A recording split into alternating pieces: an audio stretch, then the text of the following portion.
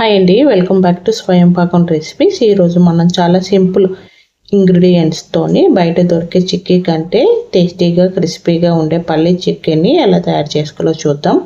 పల్లీలు, బెల్లం, కొంచెం షుగర్తో చేసి ఈ పల్లీ చిక్కీ పిల్లల నుంచి పెద్దల వరకు అందరూ చాలా ఇష్టపడతారండి.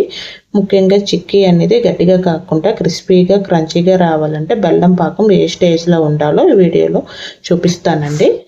ముందుగా స్టవ్ మీద ఒక ప్యాన్ పెట్టుకొని అయితే ఇక్కడ నేను మెజరింగ్ కప్ చూపిస్తున్నాను కదండి, ఆ కప్పుతోనైతే 2 కప్పుల వరకు పల్లీలను వేసుకొని లో టు మీడియం ఫ్లేమ్లోనే మంచి అరోమా వచ్చినంత వరకు అయితే పల్లీలని వేయించుకోవాలండి. ఇలా కలుపుతూ మాడిపోకుండా అయితే పల్లీలు అనేవి వేయించుకోవాలి. ఇలా కలుపుతూ వేయించుకోవడం వల్ల పల్లీలు అనేవి లోపల వరకు బాగా వేగుతాయండి.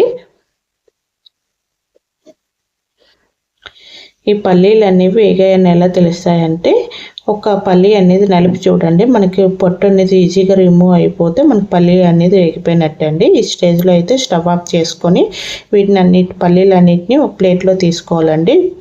బాగా చల్లారిన తర్వాత పల్లీలు పొట్టు తీసేసి పల్లీలు కొంచెం 2 ముక్కలుగా చేసుకుంటే చిక్కీలో ఇంకా బాగా సెట్ అవుతాయండి.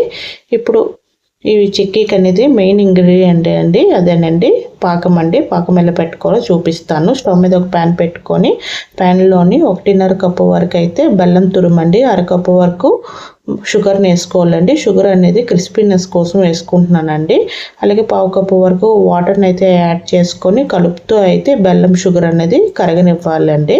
ఈ కలుపుతూ ఉంటే కాసేపటికి కరిగిపోతుంది. ఈలోగా మనం ఒక చిక్కీ తయారయ్యాక ఏ ప్లేట్లో అయితే వేసుకుంటామో ఆ ప్లేట్లో అనేది నెయ్యిని కాస్త రాసి గ్రీస్ చేసుకుని అయితే రెడీగా ఉంచుకోవాలండి. అప్పటికప్పుడు రాసుకుందామంటే మరి చిక్కీ అనేది గట్టి పడిపోతుంది కాబట్టి ముందుగానే ప్లేట్లో నెయ్యి అనేది ప్లేట్ అంతా ఇలా రాసుకొని అయితే పక్కన ఉంచుకోవాలండి. అలాగే రోలింగ్ పిన్ అండి, చపాతీ కర్ర కూడా నెయ్యిని అయితే అలా రాసుకొని అయితే పక్కన ఉంచుకోండి. చిక్కీ అనేది రోల్ చేస్తాం కదా, చిక్కీ అందుకే చపాతీ కర్ర కూడా నెయ్యి అయితే అప్లై చేసుకుని అయితే పక్కన ఉంచుకోవాలి. ఇప్పుడు పాకం అనేది మనకు కాస్త దగ్గర పడుతుందండి. ఇప్పుడు పాకం ఇలా చెక్ చేసుకోవాలి వచ్చిందో లేదో అనేది. ఇప్పుడు అంతా కరిగిపోయింది కదా, ఒక ప్లేట్లో అయితే చల్లగా ఉన్న నీళ్ళు అయితే కొంచెం తీసుకోండి. పాకం అయితే కొంచెం వేసుకొని చూడండి.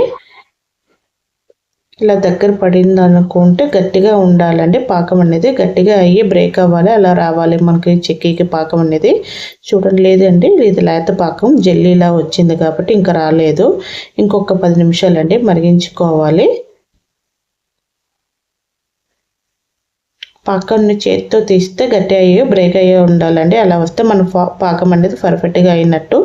ఈ స్టేజ్ మిస్ అయితే కనుక చిక్కీ సాఫ్ట్గా ఇలా చూయిగా అయ్యే ఛాన్స్ ఉంటుంది కాబట్టి దగ్గరుండి చూసుకోండి. ఒక 2-3 సార్లు అయినా పాకం చూసుకోవాలి.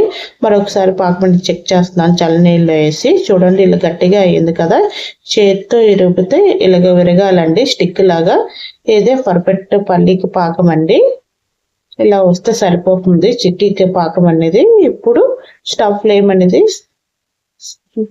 స్లోలో పెట్టుకోవాలండి, సిమ్లో పెట్టుకొని ఇందులో 1 టేబుల్ స్పూన్ వరకు నెయ్యి, 1/2 టీ స్పూన్ వరకు ఇలాచీ పౌడర్ని వేసుకొని ఒకసారి అంతా బాగా కలుపుకోవాలండి. బాగా కలుపుకొని మనం వేయించుకున్న పల్లీలు కూడా వేసుకొని పల్లీలంటికి పాకం అంతా బాగా కోట్ అయ్యేలాగా త్వరగా మిక్స్ చేయాలి. ఇప్పుడు స్టవ్ ఆఫ్ చేసి, చాలా ఎక్కువ మిక్స్ చేయాల్సిన అవసరం లేదండి, పల్లీలన్నీ పాకంతో కోట్ అయితే సరిపోతుంది.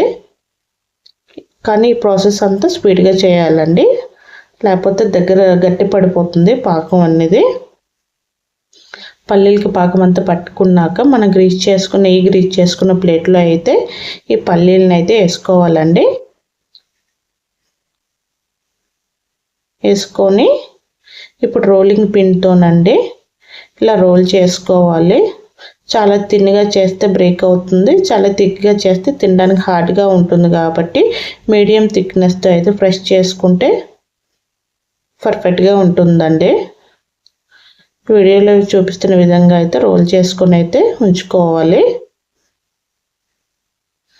ఇప్పుడు వేడిగా ఉన్నప్పుడే అండి ఒక నైఫ్ అయితే తీసుకోండి. నైఫ్కి అనేది నెయ్యిని అయితే అప్లై చేసుకోండి. అప్లై చేసుకొని మనకు కావాల్సిన షేప్లో అయితే మార్క్స్ అయితే ముందుగానే పెట్టుకోవాలండి. ఎందుకంటే చల్లారినాక మనం ఈజీగా పీసులు అనేది చేసుకోవచ్చు వేడిగా ఉన్నప్పుడు ఇలా మార్క్స్ పెట్టుకుంటే.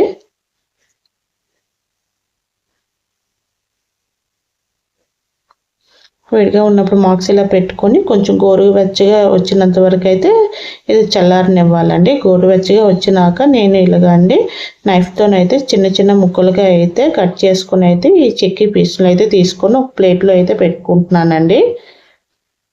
ఇలా కట్ చేసుకున్న పీనట్ పీసులను అయితే ఒక ప్లేట్లోనే పూర్తిగా గాలికి చల్లారనివ్వాలండి.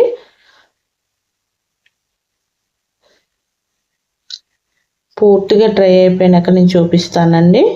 చూడండి మన క్రిస్పీ అండ్ క్రంచీ పల్లీ చెక్కీ అనేది రెడీ అయిపోయింది. చాలా నైస్గా పీనట్స్ కనిపిస్తున్నాయి. బయట కోటింగ్ చాలా గ్లాసీగా ఉందండి. ఒకసారి బ్రేక్ చేస్తే ఎంత క్రంచీగా ఉందో చూడండి. ఇలా పర్ఫెక్ట్గా పాకం పట్టిస్తే ఇంట్లోనే చాలా టేస్టీగా పల్లీ చెక్కీ అనేది తయారు చేసుకోవచ్చండి. ఇప్పుడు ఇలా తయారు చేసుకున్న పల్లీ చెక్కీ అనేది ఒక ఎయిట్ కంటైనర్లో పెట్టుకుంటే 2 to 3 వీక్స్ వరకు అయితే స్టోర్ అయి ఉంటుందండి. ఇది పిల్లలకి వెళ్ళే స్కూల్ బాక్స్ స్నాక్స్గా పెట్టడానికి బాగుంటుంది. అలాగే మనం కూడా రోజుగా స్నాక్గా తీసుకున్న హెల్దీ అండి. అంతేనండి. ఈ పల్లీ చెక్కీ రెసిపీ మీకు నచ్చితే వీడియోకి ఒక లైక్ చేయండి. మీరు కూడా ఇంట్లో ట్రై చేసి ఎలా వచ్చిందో కామెంట్లో చెప్పండి. ఇలాంటి tasty and easy homemade recipes కోసం స్వయం పాకం ఛానల్ సబ్స్క్రైబ్ చేసుకోండి. బెల్ ఐకాన్ని ప్రెస్ చేయడం మర్చిపోకండి.